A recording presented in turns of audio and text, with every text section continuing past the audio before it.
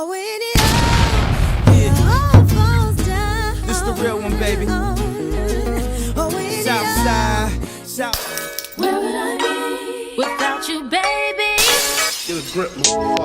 It was all a dream. I used to read Word Up magazine. Salt and pepper and Heavy D up in the limousine. Magic Molly Mall. I let my tape rock. Young got no one that they calling me splurge. Let me jump right on the curb. Better spin on the first and the third. Solid, I'm keeping my keep me a stick if they purge. The word, and I ain't smoking no shirt. Keep Yeah, no, what is it about that part, that yeah, and that fuck you mean? That part right there, that shit gonna do it every time. Like, that's like the best part of the motherfucking shit. But what is goody, y'all? What the fuck is up? Welcome to my 20-somethings podcast. I'm your host, Lex, also known as Lex Goody on my Instagram and TikTok, and also now on Threads. Make sure you follow me. It will be down in the description down below. But before we even get into this video, make sure you like, comment, subscribe, and turn on your post notification bell so you can see every time I post a video. So I definitely feel like I need to say my disclaimer today, because with that title, I know some of y'all like to tussle, but y'all be loud and wrong anyway. So I mean, here on the 20-somethings podcast, we talk about the unexplainable, unconventional, unprovoked, and provoked topics and life experiences while being in your 20-somethings. Like I said, this title alone might make y'all want to tussle, all right? Make y'all want to raise that eyebrow. But before y'all fight me, because I know how y'all like to be loud and wrong, just hear me out, okay? Like, really hear me out, because y'all know I don't be coming to y'all unless I really got some type of think piece that I feel like needs to be discussed. As a black and brown girl myself, I've definitely experienced both sides of like the colorism scale.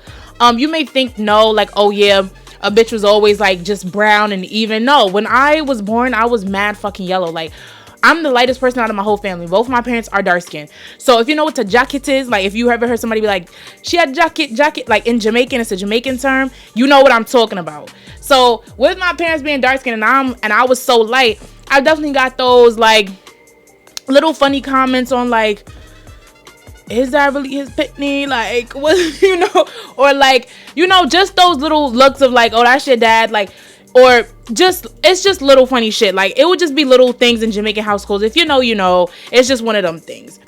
And so, and also on the flip side of being brown, when I really started to grow into my color and I started being outside more, and you know, when you go through puberty and you have hyperpigmentation, I also went through those phases of like, people would make those little comments on like, oh, like you giving burnt cinnamon, like why does around your mouth look so dark? Or when it comes to like acne scars, like my acne scars will be darker than my skin. Little stuff, little comments, and then my own personal insecurities of being a girl that just has like that two-tone skin tone. And I know any other black girl that understands what I'm saying, where it's like, you know, you're it's like you're light, but you still have like certain parts of your body that are darker. It's just such a mind fuck. Like one day you are a little lighter, then the next day you are like brown, and all you want to be is just even. You just want to be even toned. You just want to have an even skin tone. Like pick one. You don't care if it's super brown or if it's a little lighter. You just want it to be even. So I definitely went through those phases of just like being so irritated and not knowing like what shade am I? Am I light? Am I brown? Like what the fuck? One thing I always knew was that I grew up ethnically a black girl. Okay, I grew up in a Jamaican household, specifically a Jamaican household, being an African American woman, growing up just loving and idolizing other black women, okay, aka Nicki Minaj, aka Beyonce, Rihanna, all my Caribbean girls, just growing up with that like, you know, over the top, dramatic, very expressive look and outlook on life. Just always want to have fun, dance, laugh, just doing crazy shit, riding my bikes, just hanging out where I shouldn't be, just having a good old motherfucking time. You feel me? As a black girl should in America. All right, reparations. All right. But I don't want to get too political in this video. That's not what it's about. I really just want to shed light on how I just feel like black girls just don't get their flowers for being black. I feel like black girls only get flowers when they are subtly black, when they know how to keep their black very polished and very accepting in this society. So now let's get into the physicalities of why I feel like black girls are only loved until they look black. When you look at our mainstream media, when you look at what our hip hop rap culture talks about and everything like that, you tend to see a lot of more Caucasian women that they want to do dramatic hair, they want to do the nails, they want to even copy just our mannerisms, period. I ain't here to name drop, but I'm gonna say it. Whoa, Vicky. We love Ariana Grande, but I'm not gonna act like she didn't have a little time period where she was giving like, hey sister. Like, I feel like it's always this point in a Caucasian woman's life where she just starts cosplaying a black girl. I don't know. I don't know. I feel like they go through this little phase of like talking with more like snapping and more of the neck movements and more of just like attitude. Also, not even just for Caucasian women, but lighter women in the black community. I guess they will be like mixed with other ethnicities. I feel like even with them, it's so sexy when they put on the hair extensions, the slutty outfits with the poom poom shorts, with the bracelets and all the bangles and the nails and the anklets and, you know, all that good shit. When a black girl is living in only what she knows, which is hoops, gold hoops, acrylics, you know, dramatic hair, just fully in her blackness, being loud, whatever, that's when it's not sexy no more. That's when it's actually unattractive. That's when it's actually annoying. That's when it's actually a turnoff. You know, that's when it's actually threatening, disrespectful almost. Like, it's like, why the fuck does black girls who, like, they're just really being themselves and they're doing all they know, they're just showing who they are, get really treated for being who they are and what they know? But then you have the women over here that are just literally playing dress up in the aesthetic and they get praised for it. Even down to, again, with physicality, as far as men not even liking women that have wider noses, you know, women that are real right cornbread fed, you know, it's like it only looks good when it's on a slimmer, lighter, maybe more European features.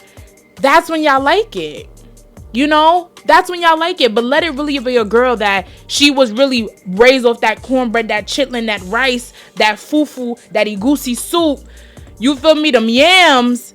Now she look, you know, she's too much. Oh, that, like, what the fuck? Sorry, we weren't raised off of sushi and medium rare steak with the Michelin star restaurants that we couldn't eat all the most healthiest shit. And this next part might sting a little, but who would I be if I ain't keep it a buck? Okay? Who would I be? So for me, I feel like women, white women, and lighter women play on the fact of men's 500 years of trauma, men's 500 years of not being able to obtain a white woman or a lighter woman because what? Slavery. And even after slavery, a black man being seen with a white woman was forbidden. So I feel like they play on the fact that they will always be fetishized by the black man due to the 500 years of trauma of men not being able to touch white women, or them being seen as like a prize or gold because their fathers were plantation owners and their fathers had money and the black man was just poor. I'm not saying black men can't love who they love. Love who you love. It don't matter if whatever color, purple, white, orange, pink. It don't matter. But I feel like there's a lot of blindness in that area where black men don't even see how they're being targeted by these type of women that cosplay black girls, because they know that you guys fetishize that. It's in the rap music. It's in the media. It's in everything. Even what y'all say. Even what y'all post on social media. Y'all love an exotic bitch, a foreign bitch. Like, what the fuck? I don't know if y'all know, but we all exotic and foreign. We was not born here. If you are a black person in America, you're foreign. You're exotic. We're not from here. So what the fuck does that even mean? There's this part of those type of women that they pick up that black woman role to seem relatable to a black man. Like, okay, yeah, we could talk about this. I could have these certain mannerisms. I could be this, but let me not do it too much. Let me not give too much of the black girl or whatever, but I'm gonna give some so he can feel like he can relate to me. Like, what? Let me give a little bit of ratchet. Let me get a little bit of neck moving and finger popping, you know, so he could think, yeah, like, you know, like he got the best of both worlds. It don't work like that, honey. I don't have those traumas and those triggers. So they look like they're more easygoing. Oh, we're so easygoing, da da da.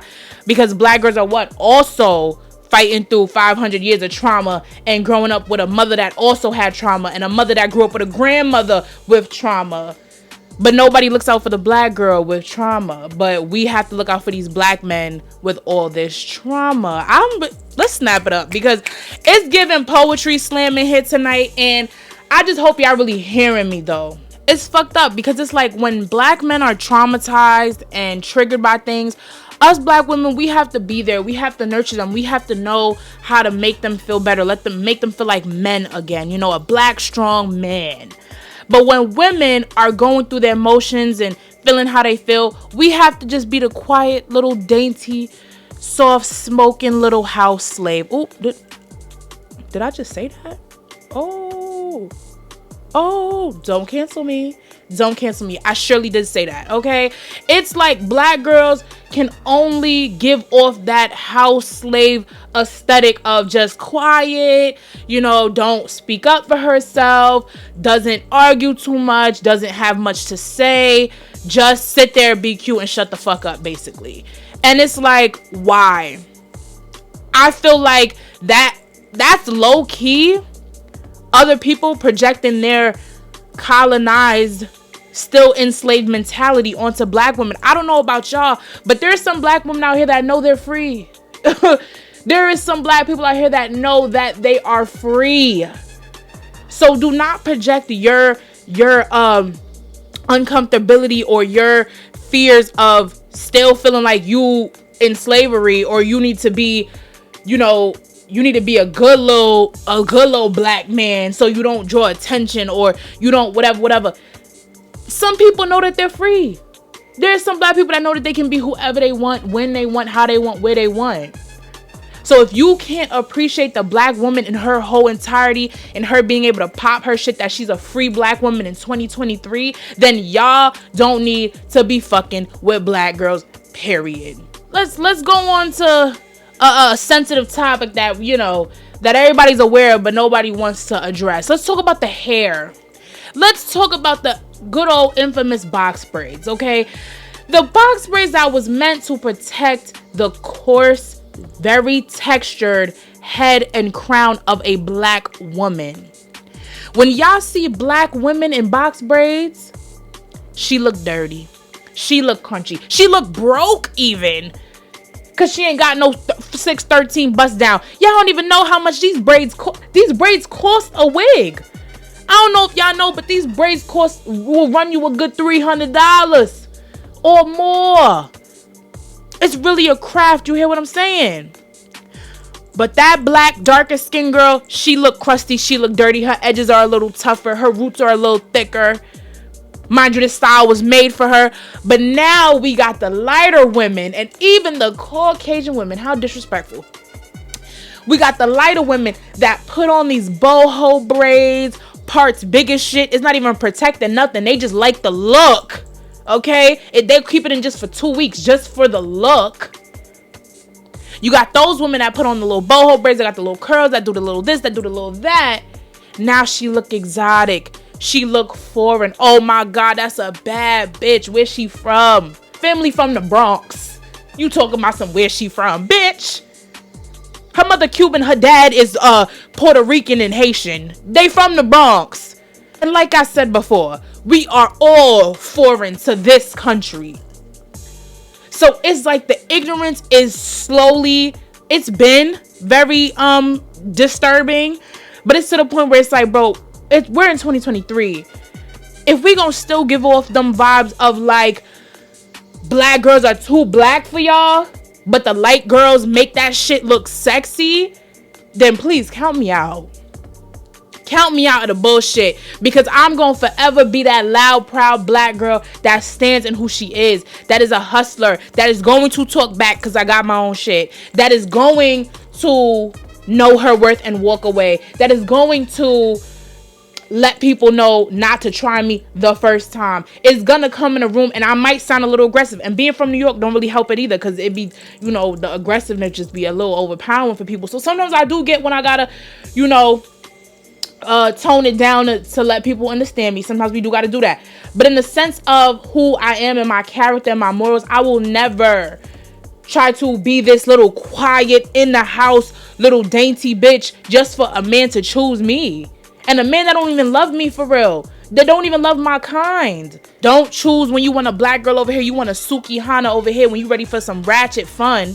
But then you want a little damsel, you want a little Woe Vicky to bring home to mom. You want a little Woe Vicky that's going to stay in the house and stroke your ego. Like, no. And I'm speaking to my black and brown girls. Please pay attention to some of the men that really just look at you as the fun time. You are that black girl that he can have fun with. He could do ratchet shit with. You down with it. You with all the shit. But he would never bring you home to mom for real. He don't want to have that black baby with you that might come out with coarser hair. You feel me? It's little signs to shit that be showing that certain men do not really fuck with black girls for real, for real. So, as always, y'all know I'm gonna pop my shit. Y'all know I'm gonna say what I gotta say. Like Beyonce said, I can't wipe this black off if I tried. I hope this video was very informative. I hope it was very eye-opening and insightful. And I hope that you're willing to share your comments in the comments below on how you feel about it, what you have experienced, what you think on this. But with that being said, I thank you guys so much for tuning into the 20-somethings podcast. I really hope I see you guys in my next one. Make sure you follow me on all my social medias. They'll be down in the description down below. And I'll see you guys next time. Bye. Mwah.